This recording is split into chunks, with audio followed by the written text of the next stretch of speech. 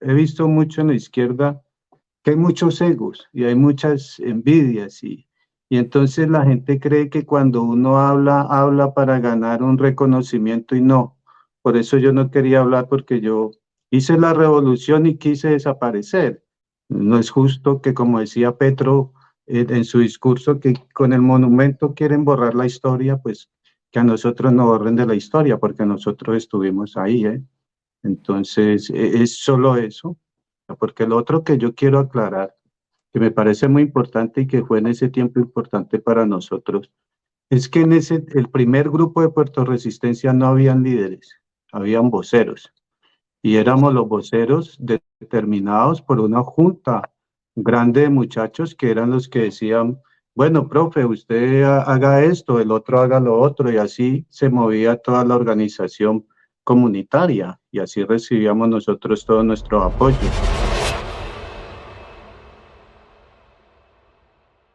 La verdadera historia de la primera línea en Puerto Rellena, un punto al que le llamaron Puerto Resistencia.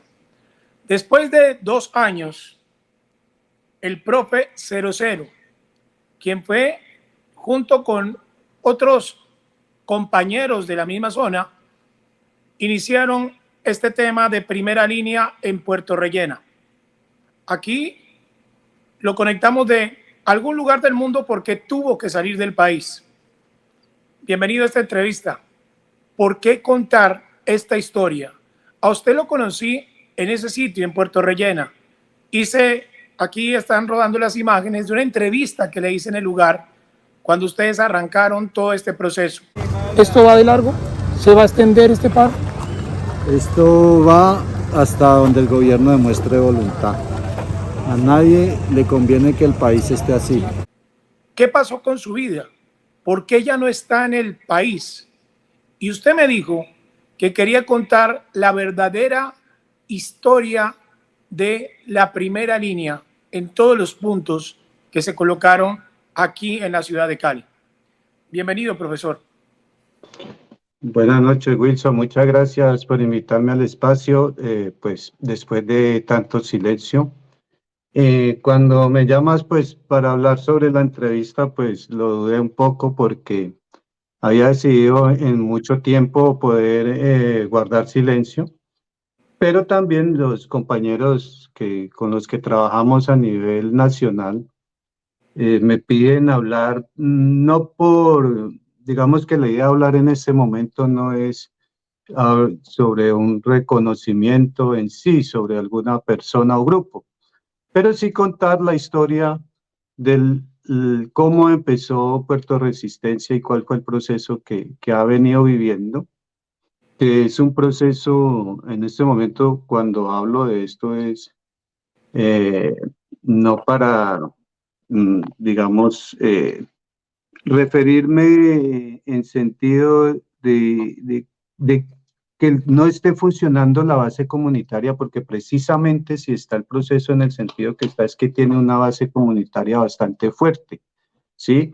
La base comunitaria de Puerto Resistencia son organizaciones culturales, deportivas, representantes de los derechos humanos, educadores, profesores, madres cabeza de hogar, estudiantes, muchachos de esquina, el, el, los del Barón Rojo Sur, los del Frente Radical, los de X Expresión, los LGTBI, los afro, los indios. Esa es la resistencia y la base comunitaria que hay ahí.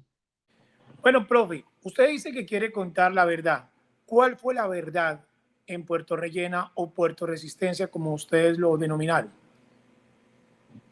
Bueno, la verdad es que primero había un grupo de muchachos, jóvenes, profesores, gente de la zona, y todo esto se formó en comunidad y gente de la comunidad. Ese grupo estuvo más o menos hasta el día 90. O sea, mi última acción dentro de Puerto Resistencia, dentro de las acciones que me correspondieron y me delegaron a mí, fue la seguridad del concierto de inauguración del monumento, pero a la vez también de nosotros como situación de posición estratégica. Estábamos siendo asediados por algunos otros grupos que querían, digamos, estar ahí para tomar cierto tipo de decisiones. Nuestra ¿Qué tipo postura... de grupos, profesor? Bueno, ahí al principio quisiera entrar gente de las disidencias, repartiendo unos folletos que nosotros retuvimos y no permitimos pues ese espacio, ese era el espacio de la revolución, pero tenemos que tener ciertas claridades políticas hasta el momento. Nosotros consideramos que ese era el momento de la revolución de la gente, del pueblo, de la gente sin armas. Y bueno, y otro tipo de grupos, grupos delincuenciales por el control territorial del espacio, quizás sacar frutos económicos de la situación del espacio a los alrededores. Entonces, fuimos y empezamos a ser presionados. De otra manera, algunos 2 o 3 personajes que entraron a Puerto Resistencia con una estrategia clara de estabilizar el proceso comunitario, empezaron a generar malos entendidos en contra de nosotros, de las personas del grupo. Lo mismo que hace digamos, o hacía el establecimiento de Duque en ese momento, de generar mala información alrededor de nosotros para que la gente nos cogiera, pues no nos respaldara, pero como nosotros tampoco somos personas aparecidas en el trabajo comunitario. Intentaron infiltrarnos de muchas maneras. Nos infiltraron policías, nos infiltraron fiscalía, nos infiltraron de todo lado, nos infiltraron los líderes políticos de siempre.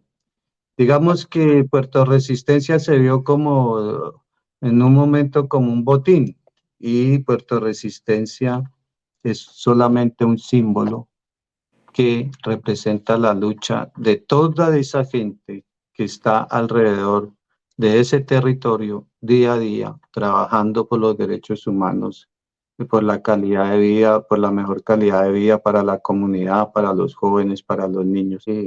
La Guardia y la Minga está ahí para acompañar el proceso de la resistencia que estaba en peligro por temas de la delincuencia que se quería enquistar ahí. Me Y devuelvo, no le...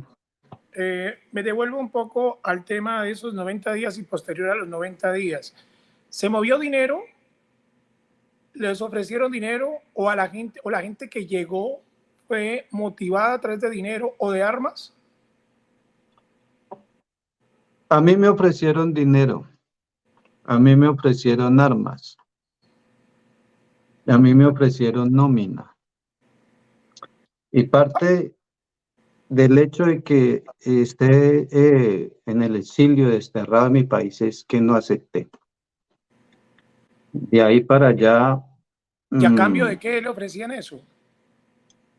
Lo que pasa es que me comentaba después en el exilio, uno conoce mucha gente y conoce gente que ha estado en los grupos y que han salido por otras situaciones en estos países, en Canadá, en países del norte, en todos te encuentras gente exiliada. Y me decían que los grupos armados habían invertido mucho tiempo, mucho dinero, muchas armas, muchos esfuerzos en tratar de poner en jaque el Estado, ¿sí?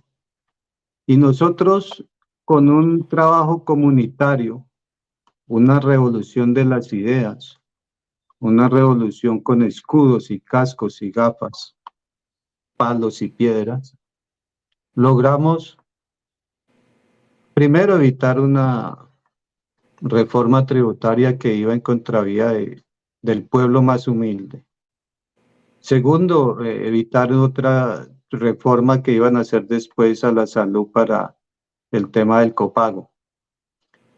Entonces, esa era digamos, la intención de infiltrar, y era que sabían que nosotros teníamos una manera de luchar contra el establecimiento, pero lo que no sabían es que pueden haber ciertas diferencias, pueden haber las mismas motivaciones, pero los medios nuestros son diferentes a los de Hechos. Ustedes Y están en Hechos contra de la como violencia. nosotros estamos en contra de la violencia y situaciones como las que pasan hoy en el Cauca, como las que pasaron con la consejera que murió y con el ataque a los indígenas, nos hace decir que cada vez estamos más lejos de esa revolución que ellos llaman, que no es nuestra revolución. Nuestra revolución es la revolución de las ideas y de la palabra, y en algún tiempo, si la lucha armada fue necesaria, creo que hoy la lucha armada no es necesaria porque tenemos un gobierno del pueblo que está para negociar. Hoy Entendiendo, lo que está metiendo profesor, son los negocios. profesor, entendiendo que hubo intento de infiltración de la derecha, de grupos armados, de otros líderes, inclusive de las centrales obreras también, porque recuerdo que quienes en Bogotá querían marcar la agenda eran las centrales obreras, pero desconocían el movimiento que se estaba haciendo, este movimiento inicial de ustedes. Sí, hay un momento que nosotros desconocemos el comité de paro, yo no sé si lo recuerda. Sí, Lo que señor. pasa es que yo estaba muy activo en la parte oficiosa, sí, de términos de gestión y de tareas muy puntuales, pero los otros compas que hacían sus reuniones nocturnas, los muchachos y todo eso, escribían los documentos y recuerdo que no estábamos con el comité de paro, sin decir que en la causa de Puerto Resistencia, evidentemente, estuvo el sindicato, varios sindicatos de profesores, de tal, pero todos con las claridades de en ese momento políticas, de que en ese momento la voz de los jóvenes, la opinión de los jóvenes, la concertación con los jóvenes era lo más importante. De hecho, por eso yo no soy representante en la URC de Puerto Resistencia. Cuando a mí me dicen que fuera representante en la URC de Puerto Resistencia, yo digo que no, pues yo soy un hombre viejo, que estaba como para de pronto acompañar en el camino, pero no para tomar la voz de los jóvenes. Y nunca he creído eso, he estado aquí como educador acompañando simplemente. Pero quizás ese fue un error estratégico porque en ese momento llegaron personas que no supieron llevar la voz de, del de lo que se quería, ¿sí? De lo que, cómo se quería funcionar. Por eso hoy es una gran oportunidad y yo diría que hoy la resistencia y Puerto Resistencia para seguir funcionando y para seguir dándole fuerza y voz al pueblo y a las organizaciones sociales reales que trabajan, porque hay organizaciones reales y hay unas que nacen de la noche a la mañana. Esas organizaciones tengan la voz y la decisión acompañados por la Guardia Indígena, por la Minga. El presidente Gustavo Petro estuvo ahí en el punto de Puerto Resistencia, como ustedes lo dicen. Él habla sobre convocar una Asamblea Nacional Constituyente. Ahí se vieron pancartas de una reelección. Usted, siendo de base, ¿está de acuerdo con convocar una Asamblea Nacional Constituyente y también de una reelección del presidente Petro? No, mire, yo lo que creo es que el presidente Petro nunca ha pensado en una reelección. Si nosotros votamos por el presidente Petro es precisamente porque él durante los últimos 30 años ha mostrado una coherencia política única y por eso hoy es presidente. Él no está pensando en una reelección. El presidente Petro lo que dice, y es lo que yo también creo, es que para que el cambio en Colombia se dé, no basta con 4 años, porque las políticas sociales y económicas no se dan de un año al otro, 2 a 3 años los resultados. Y lo que nos tiene a nosotros, a Colombia, en ese, también en ese limbo es que las políticas públicas no se sostienen. Hoy viene un alcalde, hace cosas buenas y el otro alcalde que llega cambia los proyectos. ¿Por qué los cambia? Porque no son sus amigos, porque no va a recibir ningún rédito político. Bueno, pero no se sostienen las políticas. Entonces, por eso el cambio se mantiene. Después de Petro tiene que venir una persona que tenga las calidades humanas, políticas y tenga una historia que pueda recibir la bandera de Petro. Esto es una carrera de relevos. Llevarla hasta el siguiente y luego ese siguiente así 3 y 4 y 5 veces, porque si no, no vamos a lograr el cambio. Los últimos 30 años nos gobernó la derecha y hoy la derecha quiere echarle la culpa a Petro de todo lo que ellos hicieron durante 30 años. Profesor, con todo lo que pasó en Puerto Rellena, Puerto Resistencia, y que se ha convertido en una simbología prácticamente de la lucha de izquierda, ¿esta fue una plataforma para la presidencia de Gustavo Petro o todo coincidió? Yo creo que se alinearon los planetas. Eso es la situación. Consiguió la situación de la reforma, digamos, del mal gobierno, del desgobierno, con una candidatura de Gustavo Petro, con un estallido social. Todo fue un tema, una coincidencia que está Petro como un político que siempre han seguido las personas que persiguen la verdad, y que le han creído, ¿eh? No es gratis que Petro saque la cantidad de votos que sacó y creo que 2 o 3 o 4 millones más que se perdieron en el camino. Pero sí, es una coincidencia para nosotros magnífica. Sí habla de reconciliación de la ciudad porque todo este tema le hizo mucho daño a la ciudad de Cali. ¿Qué decir de los policías muertos y también de los jóvenes que murieron durante este paro en Cali? Que fue absurdo, ¿eh? Eh, Usted ha visto otras entrevistas que me han hecho en otros medios. Creo que tuve oportunidad de verlo, de lo que opino con relación al tema de los policías y los muchachos. Fue absurdo que el Estado respondiera con las armas, y fue absurdo si en algún momento personas que, por supuesto, no hacían parte de una organización comunitaria ni humanitaria, porque los resistentes como nosotros no tomaríamos ese tipo de decisiones. Creo que han habido proyectos en la ciudad de Cali donde se trabaja la reconciliación.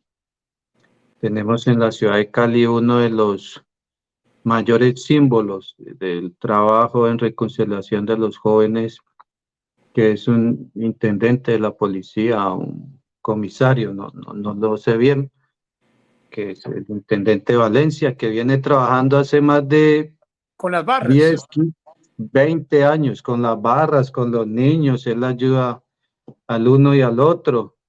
Y nosotros trabajamos tema de pandillas con él. Entonces yo creo que hay que trabajar en un proyecto de reconciliación, pero sobre todo de respeto por la vida humana, ¿sí?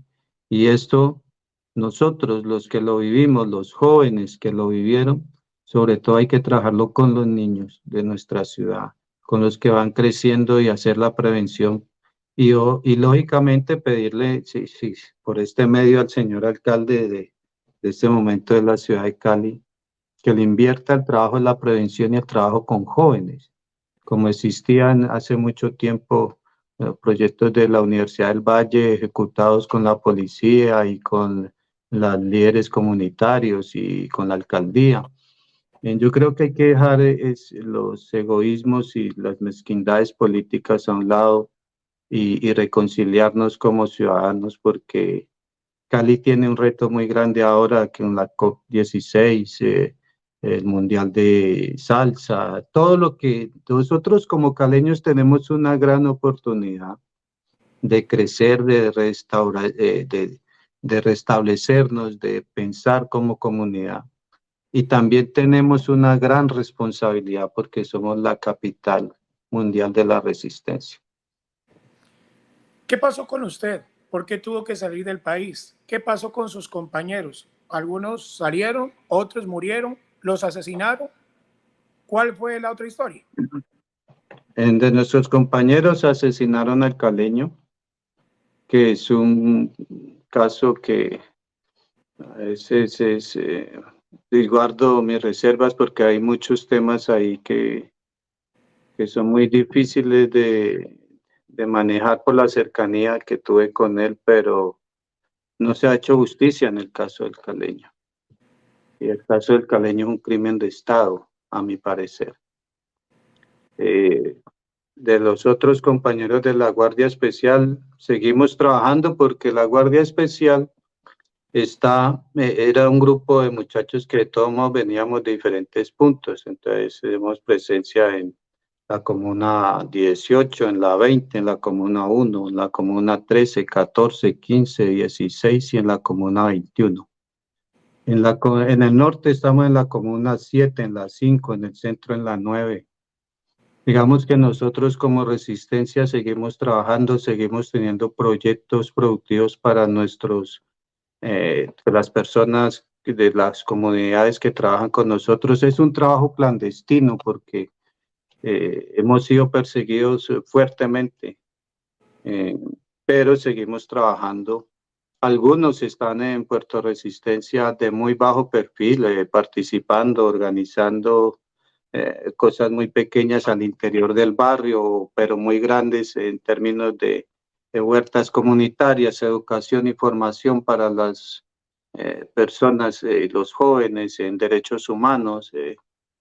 Nos estamos moviendo con diversos proyectos ambientales de madera plástica, en muchas cosas para las comunidades, pero estamos, como se dice, somos la resistencia dentro de la resistencia.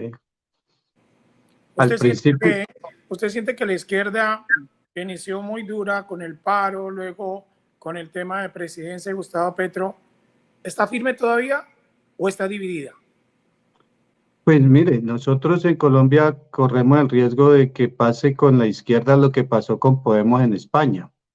Los que seguimos la política internacional sabemos que Podemos fue un grupo fuerte en España y puso todos los diputados y pasó de muchos diputados a tener 2 o 3. Entonces, ¿qué pasa con la izquierda? Que si bien muchos trabajan en sinergia y con respeto por el otro, y estamos intentando generar una masa grande de pensamiento, hay otros que arman sus cofradías, sus pequeñas cofradías, sus pequeños combos, sus pequeños intereses, y otros terminan como con una máscara de izquierda yendo a pedir votos como JP y fue a arrodillársele a la derecha. O también han salido líderes naturales de la izquierda, como que han hecho para mí su trabajo bien, como Alfredo Mondragón, como el compañero representante a la Cámara, Alejandro Campo. Bueno, gente que también tiene sus posturas desde su historia de vida, pero que siguen aportándole como al pacto, al trabajo de equipo. Sin embargo, si la izquierda no se une, entonces terminamos la izquierda con personas, viejitos amargados como Aurelio Suárez o que reniegan de la izquierda porque no hicieron lo que pudieron hacer en su momento, o como el señor Robledo, que fueron incapaces de unirse a un proyecto de izquierda y que hoy están detrás de micrófonos generando ruido para hacerle más difícil el camino al gobierno del cambio. ¿Qué piensa de los caleños que quieren que se tumbe el monumento a la resistencia mientras el presidente dice que sea un monumento nacional? En absoluto, la historia no se puede borrar y es que los muertos, la sangre, el esfuerzo, las señoras de la olla comunitaria, los médicos que se unieron para meterse en un cuarto a curarnos, la gente de la comunidad, ese esfuerzo no se puede perder y ese es el símbolo del esfuerzo del pueblo. Yo al contrario diría que Puerto Resistencia debe ser una plaza de la resistencia que en el mundo, por ejemplo, para los europeos, mientras que nosotros los resistentes en Colombia somos vándalos, en Europa somos héroes. Entonces, para los europeos el tema de turismo, de conocer los pueblos en resistencia sería muy bueno, ahí hacer una plaza que fueran y conocieran la historia, la verdadera y la única y también la que quisieron inventar, pero la historia. Hoy lo que no puede hacer Puerto Resistencia, recalco antes de terminar, es soltarse de la mano de la minga porque nosotros necesitamos recibir nuestros remedios ancestrales como organización social, vivir y dejarnos acompañar el proceso de la minga y el mayor que siempre ha estado con nosotros ahí desde el principio. Es el mayor el que tiene la voz de poder curar todo y poder sanar las malas relaciones que pudieron haber en el pasado y poder curar todo el dolor que hay, sobre todo de los que perdimos a nuestros amigos que ya no podemos recuperar. Profe, ya para terminar, y usted ya ha tenido como 2 años fuera de Colombia, esta reflexión, ¿valió la pena haber hecho ese paro? ¿Valió la pena todo lo que pasó en Cali? Sí. Yo recuerdo una estrofa del himno de Cali que creo que nos motiva y es que nuestros padres ganaron la guerra y nosotros ganamos la paz. Ese es el reto ahora. ¿Quisiera agregar algo más? No, muchas gracias. ¿Por qué te siento así?